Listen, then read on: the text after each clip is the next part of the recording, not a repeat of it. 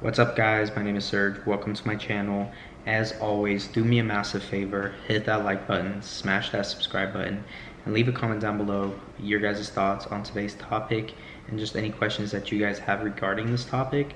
So let's go ahead and jump into it. One of the most common things that actually happens in assisted living homes and even just in healthcare facilities are falls, okay? Or just incidents of a resident slipping, a resident tripping, anything that ends up with an elderly on the floor, okay? So what are the things that you guys can implement, and what is it that you do once something like that happens? One of the main things that you guys can implement is obviously always making sure that you document exactly what happened. Documentation is so key when it comes to any type of incident of that sort happening in the facility.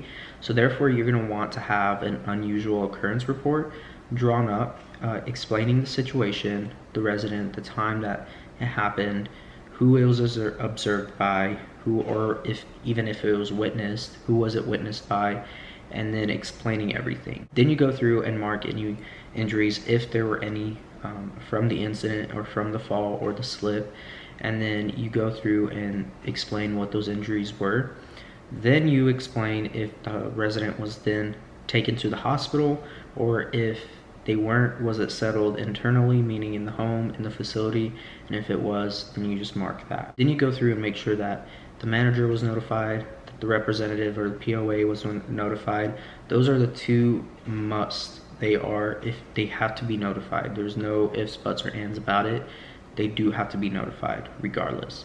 And then what time they were notified and the date that they were notified. Then once that's all done, once the report is drawn up, there's another section in there that is mainly for prevention or recommendations that you may implement for next time, or if it does happen again, or what could you implement to prevent the situation happening again.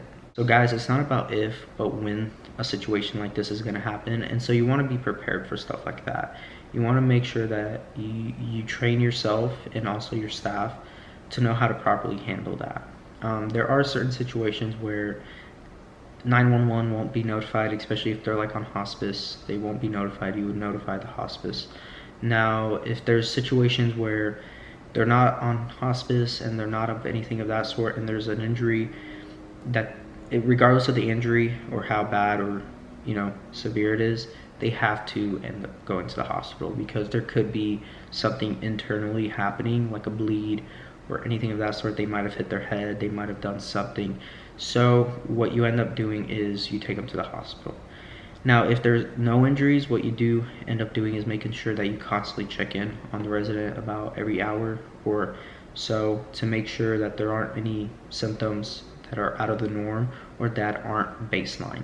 So in that circumstance, you just want to constantly check on the resident for at least 24 to 48 hours, just to make sure that there isn't anything out of the norm. With that being said, there are a few things that you can do to minimize any injuries, minimize any falls, okay?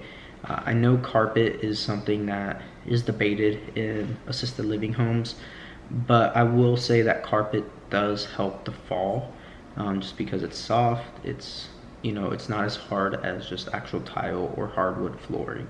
Okay, so carpet does help.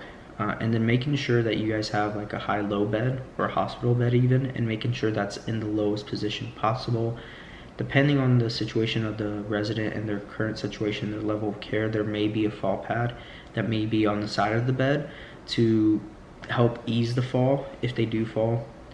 Here in the state of Arizona, their side rails are not allowed, period, with the exception of a doctor's order saying that it is being used as a mobility device, okay? If there's an order for that, you may have something minimal for them to grab on. I don't know if you guys have seen those, but they slide under the mattress, and you can just like use your body weight to get up, and then you can easily remove it. So with that being said, those are just a few of the preventions that you can actually implement to help with the falls, to help prevent the falls.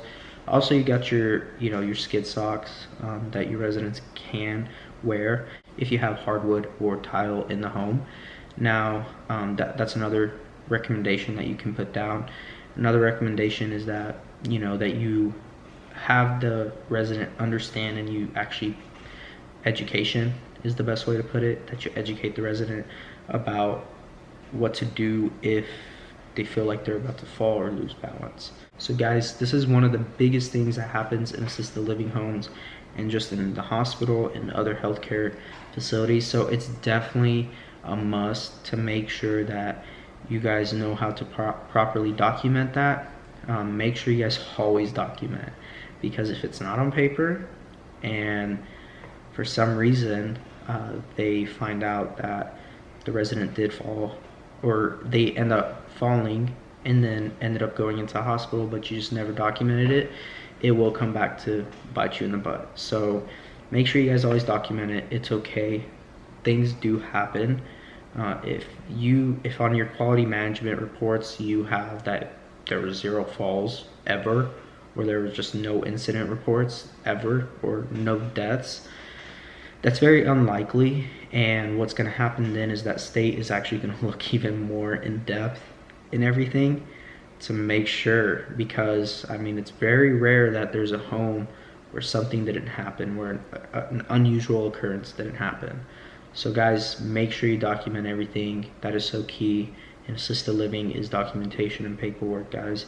As a manager, if you're going to be the manager, make sure that you guys know how to properly document everything, and make sure that no matter what happens, no matter what it is, if it's new orders, if it's anything of that sort, make sure you guys document, because that is just covering your guys's manager's license, and having that all on paper protects you guys more. Guys, if this video is helpful in any way, go ahead, feel free to please share this video.